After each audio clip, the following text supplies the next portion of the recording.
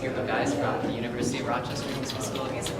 So today we're going to be talking about how sound and music can be explained through science. But in order to figure that out, first of all, what is sound? How can we describe it? Any ideas? Any thoughts?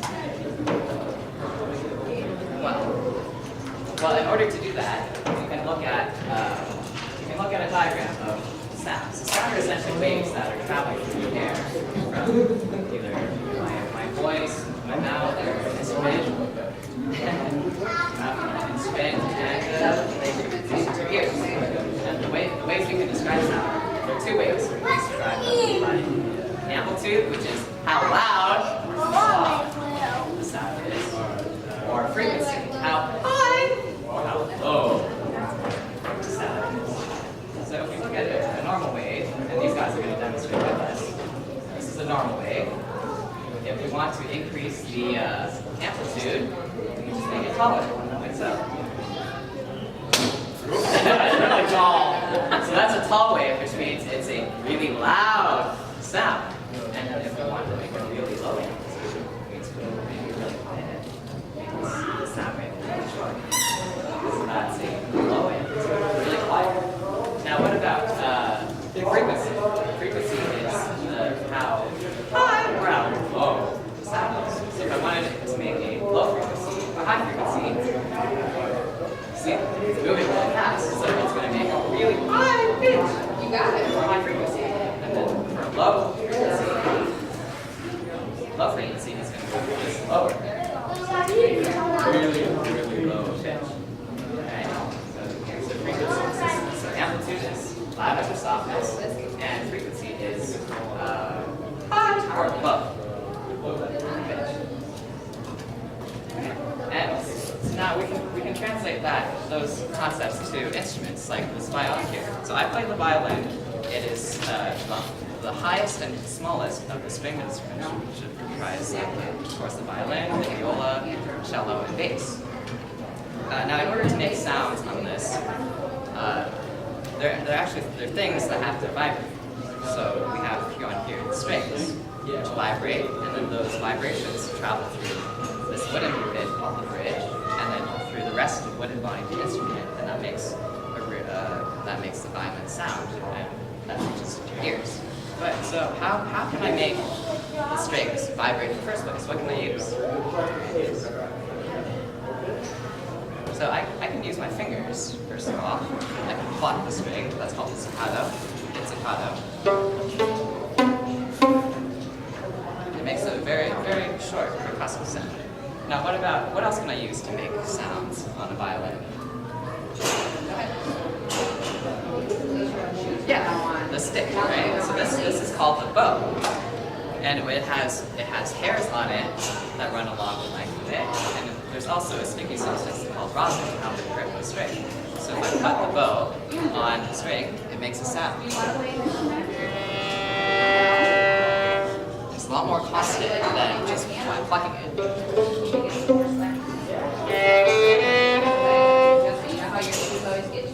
Now, how can we describe the different sounds that are coming out from the violin? Well, if we look at amplitude, for example, low and high amplitude, or how loud or how soft it is, we can change that by applying different amounts of weight on this bow. If I wanted a really loud sound, I put a lot of weight on the bow, and it does this. And if I wanted a really soft sound, I would put less weight on the bow.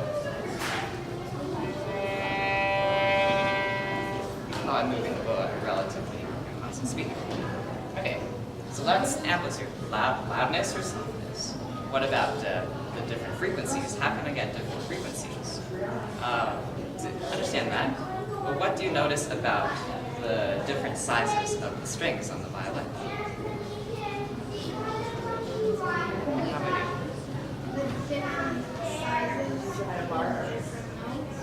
Okay, right. Exactly, that's right. So this string on the very left, this is the thickest string. It's called the G string, and it makes a really low note. And then this little string makes a really high note. It's the E string. Pay attention. So why is that? Why is the size related to how high or how low the note is? Well, if you think about it, oh, you want to go? I thought if it's bigger, it means low note, and if it's high, We'll go back home. skinny. That one in an hour car ride. Yeah, that's right. That's right. So do you have any idea why that is? Okay. Well, you bring up a good point, though. So think of if you're moving rocks, right? If you're moving a giant rock, it's really hard to move it, right? You can't, because it's heavy, it's in your way, you can't really move it anywhere. So it's going to move really slowly. So, I mean, in other words, it has it's almost like it has a low frequency. It vibrates very low, so it makes a very low sound. Whereas the thinner string, it has less material, it has less mass, which means it can move really, really fast. It's like having a small pebble that you can pick up and move it around really fast, throw it at somebody, but you shouldn't because that's me. That's me. And you get all the different, different frequencies based on the thinness or thickness of the string. So I have 4 strings here, and I can play 4 notes. But it's only 4 notes, right? How can I make different notes? Because music with 4 notes is not very interesting. Okay, so how do you think I'm going to make a full scale? You can tap the strings. Tap on the strings like this. Oh, with my bow, okay. Not quite. You have to hold the string down. Oh, very good. So if I sort of like this. Yeah, so if I hold the string down like this, it's actually making the string shorter. And if you're making the string shorter, well, that means it has less mass, less material, which means it moves really faster. And if something moves faster, does it have a low frequency or high frequency? High frequency, okay? I can demonstrate like so. So if I put my fingers down, the frequency goes up. And so now I can do this combining my fingers and the different strings to make all sorts of different music with all the different notes. And for example, I'm going to play for you guys a piece from Sonata No. 1 by Joslyn.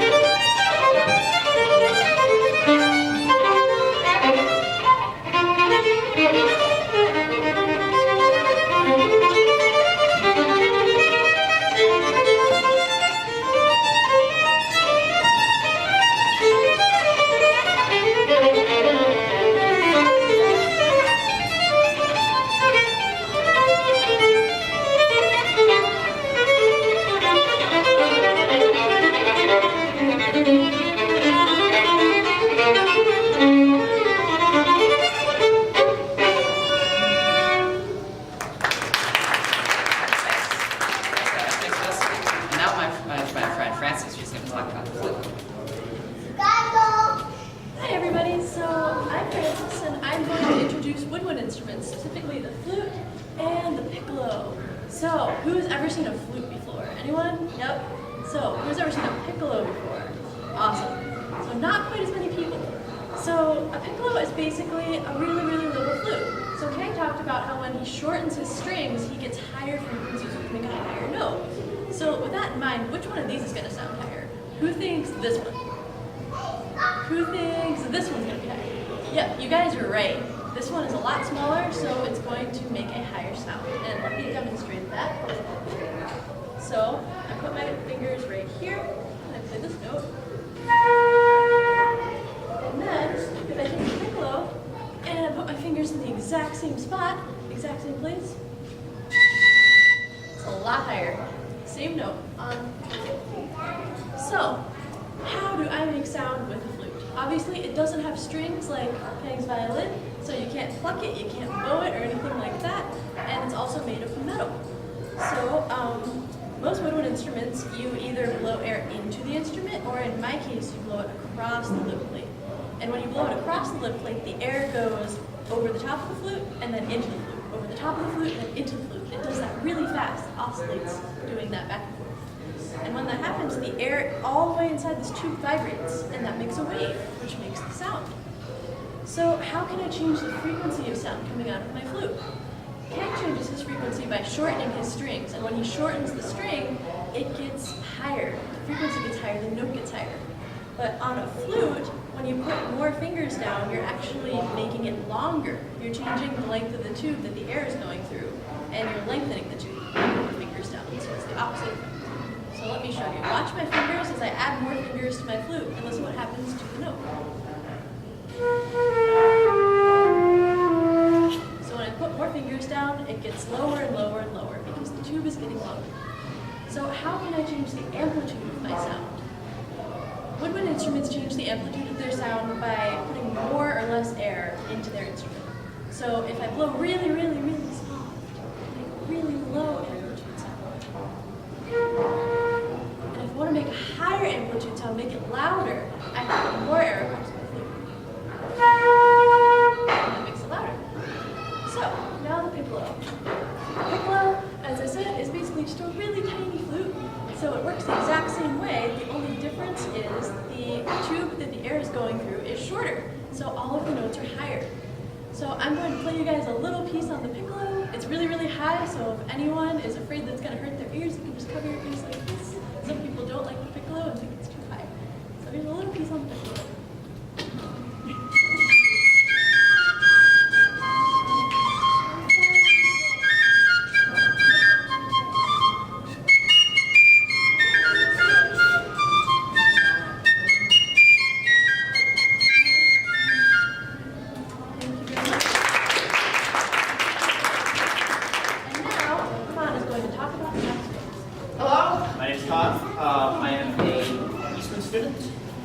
I brought a couple friends with me today. I have an alto saxophone and a baritone saxophone. Now they work very similarly to the way the flute works. So knowing that, let's use our vocabulary words. Which one do you think is going to have the higher frequency? This one or this one? Just point. The alto, exactly. And then this one's going to have the lower frequency. So, again, this one has the higher what? Frequency. And this one has the lower what? Frequency. Exactly. So, if I play a little ditty for you on this instrument, that's going to have a higher frequency than if I play the exact same melody on this instrument. Question? No, actually, my brother plays the saxophone. Oh, exciting. Excellent. So we have some saxophonists in the house. Yeah. So, there are a few differences between the flute and the saxophone. And the first difference is the fact that I use a reed. Now, the reed on an instrument is usually made of wood. If you look closely at the one on my baritone, it's actually made of plastic. And that's because I have some wooden reeds in my case, but I decided to use a plastic reed today because the weather is kind of icky out, and plastic is less affected by weather than wood is. Now, this is a reed. Repeat after me. Reed. Reed. Reed. And what it does is it acts exactly the same way as Francis's lip plate. Well, kind of. It vibrates back and forth when I blow into the mouthpiece, and it closes and opens and closes and opens, closes, closes, and opens. And if you remember, when Francis played her flute, the air went over and then into the instrument, over the instrument, into the instrument, over, into. Same thing with the saxophone, except I'm not wasting any air. It's just going into, stopping, into, stopping. So my instrument is better. So, They're all just as good. You're going to play this side though. that's true. So, and to control amplitude, exactly the same as Francis. I just blow harder to create a higher, what? Frequency. Amplitude. And I blow less air to create a lower amplitude. So I'll demonstrate that.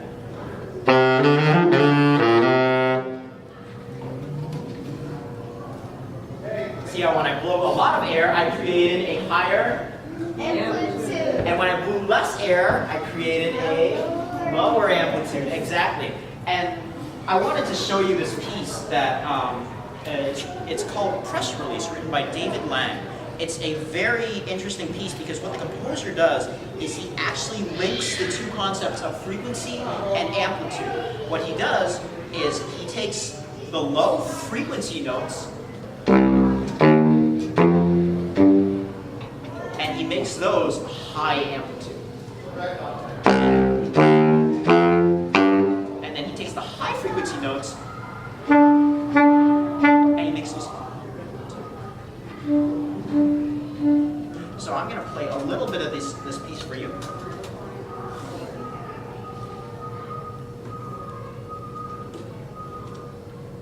And see if you can tell the difference between frequency and amplitude and the relationship between these two.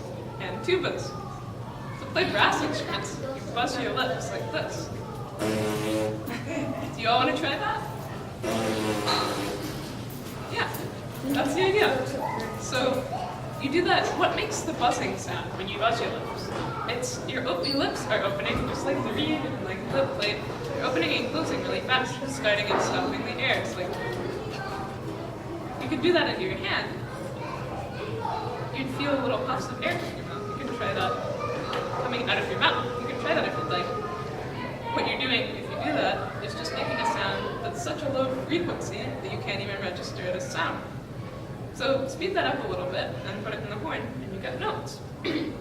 So one of the ways I can control the frequency on my horn is by buzzing different frequencies. So if I buzz a really low frequency note,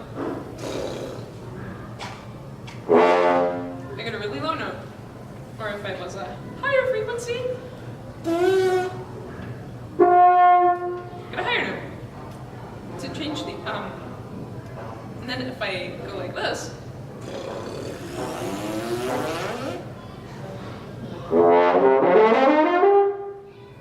that didn't work. That didn't sound the same.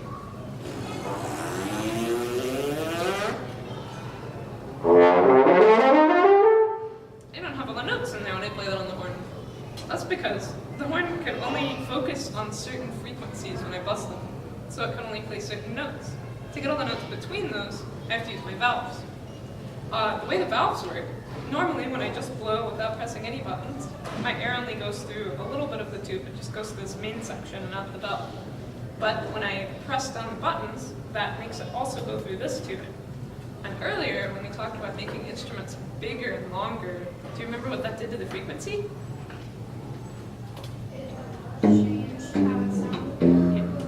Yeah, it made it lower. So that's exactly what happens here.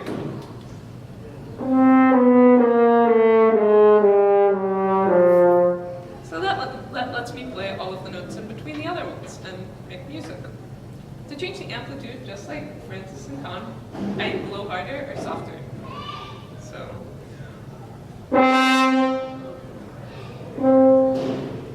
I can get a pretty good range of how loud and how soft I play. Now, people always ask why I put my hand in the button.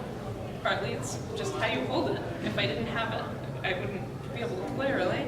And also, before there were valves, to get all the notes between the open notes, you would adjust your hand. I can show you that. Hopefully you can see all right.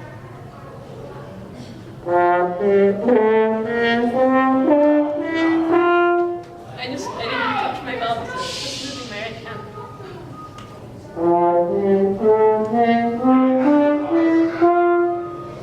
But fortunately, we have valves now, and they sound a little better.